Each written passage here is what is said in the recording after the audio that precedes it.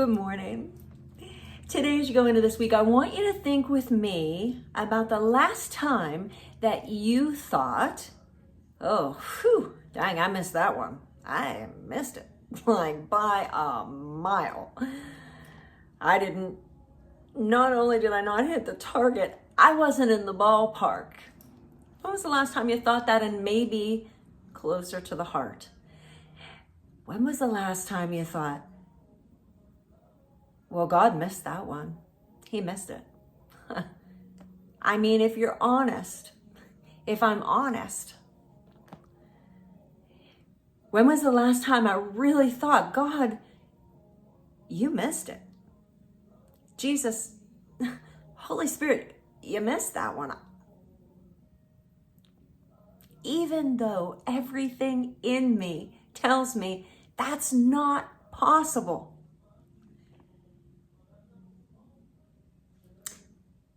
But do we live our lives in the God you're good, God you're good, God you're good? Oop, you missed that one. God you're good, God you're good, God you're good, God you're good. Well, you missed that one. He doesn't miss a thing. One thing that I find myself writing over and over again, my journaling this year, as I'm reading through the Bible chronologically and going through all the craziness of the Torah and of the Old Testament that follows, and I say, in my journaling, in my reflection, I say, God, you don't miss a thing. But if I based my pronouncement on what I see, how often would the truth in my heart say, I think you missed it? Even though I know you can't. My confession would be, help my unbelief. I believe, help my unbelief. You know, there was a story in Luke chapter 8 about Jesus, and he is walking through a crowd. Listen, he just got finished telling parables, the parable of the sower, the parable of the lampstand. He had a little run-in with his mom and his brothers. He calmed the storm. He restores a demon-possessed man. Moving along. And Jesus, he's welcomed by the crowd in Luke 8. Just another day in the life, right? Now, when Jesus returned, a crowd welcomed him, for they were all expecting him. Then a man named Jairus, a synagogue leader, came and fell at Jesus' feet, pleading with him to come to his house because his only daughter, a girl about 12 years old, was dying. How many times do we come to the feet of Jesus pleading, I need you to fix this. I need you to do this. I need you to help me. I need you to change them. I need you to heal them. I need you to heal me. How many times do we fall at his feet just saying, Jesus, I need you. There's a crowd around you, but I need you. As Jesus was on his way, the crowds almost crushed him. That's how many other people were saying, I need you. No, Jesus, I need you. No, Jesus, I need you. And a woman was there who had been subject to bleeding for 12 years, but no one could heal her. She came up behind him. She came up behind Jesus, and she touched the edge of his cloak, and immediately her bleeding stopped. Now Jesus, he's on his way through the crowd. They're crushing against him. He's headed to Jairus' house because Jairus' 12-year-old daughter is dying.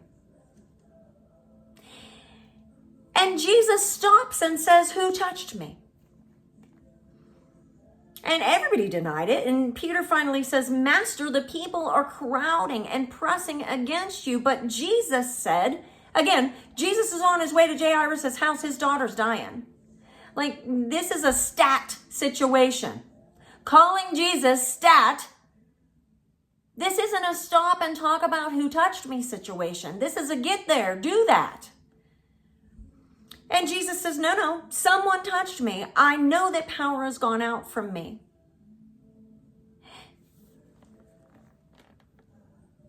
Jesus, knowing that if he didn't get to Jairus' daughter, she'd die.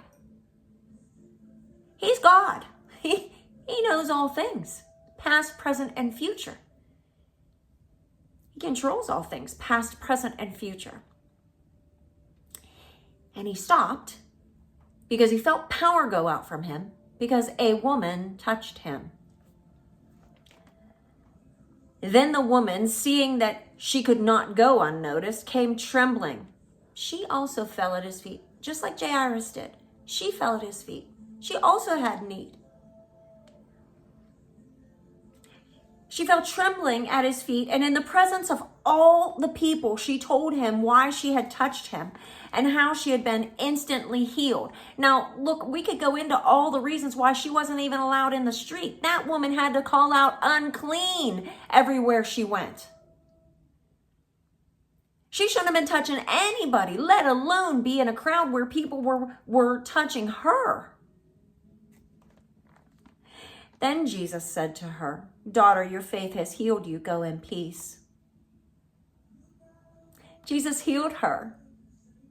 He didn't even have to touch her. She touched him. All is well. Whew.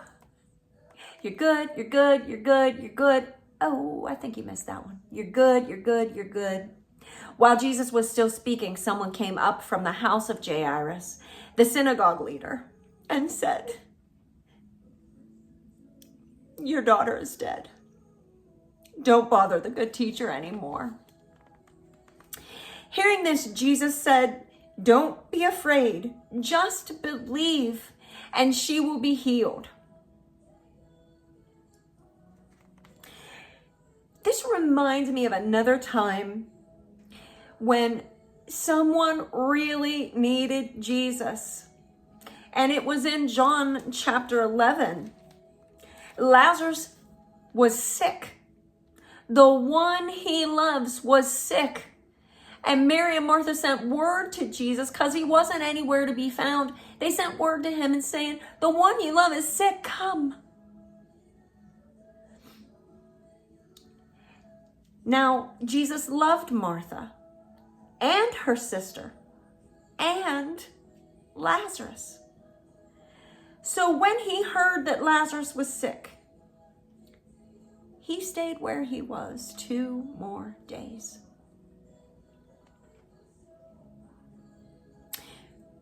You're good. You're good. You're good. You missed that one. You're good. You're good. You know, Jesus said to Jairus, "Don't be afraid, just believe and she will be healed." And Jesus said to Mary and Martha, first he said to his disciples, "For your sake, I'm glad I wasn't there." Lazarus died. In those 2 days that Jesus stayed where he was, you all know it. You know the story. Lazarus died. And he says to the disciples, "You know what? For your sake, I'm glad I wasn't there, that you might believe." And the girls, they approached him. They're like, "Jesus, where were you? He's dead." And Jesus said, "Your brother will rise again." And they still didn't get what he was saying. Jesus said, "I am the resurrection and the life. Anyone who believes in me will live even though they die."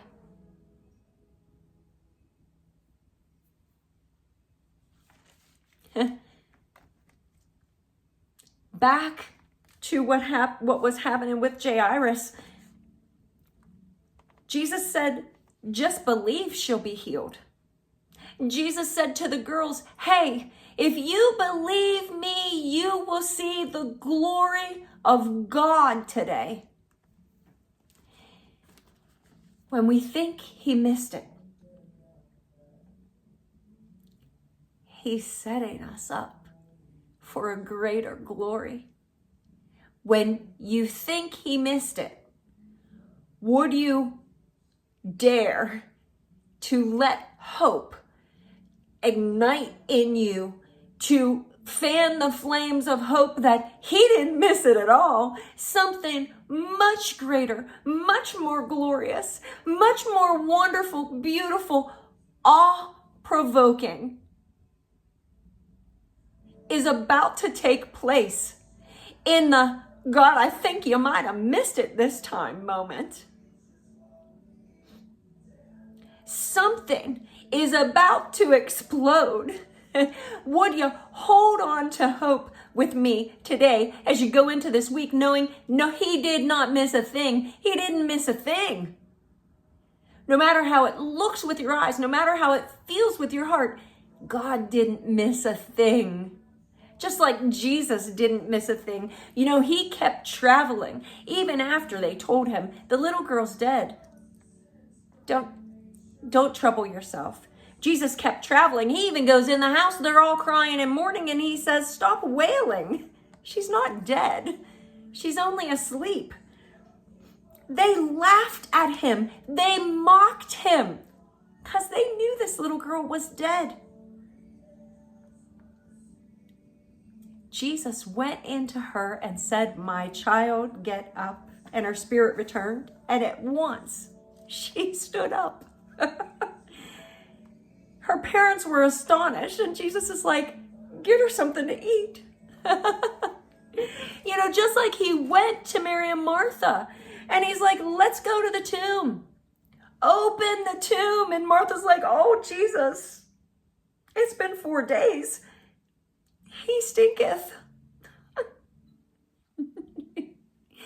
And Jesus is like, Lazarus, come out. And Lazarus comes waddling out in his grave clothes. He's just as astonished as anyone. Guy's been dead and gone 4 days. 4 days. Jesus conquered death in the grave. And just like he was with Jairus, okay, get her something to eat. He's like, take off his grave clothes for Pete's sakes. Let the guy walk out of the grave. Today, as you go into this week, would you join me in saying, I believe, help my unbelief. Just when you think God might have missed that one this time, I promise you that God doesn't miss a thing. Not the least in your family, not the greatest in your family, not the least of your worries and not the greatest of your worries. God doesn't miss a thing. He is laying out the table for you in the presence of your enemies. He is showing you glory that you could not have seen if you would have gotten it your way. He is doing all things well. He is the God who sees you, and he knows. And it's going to be a great day.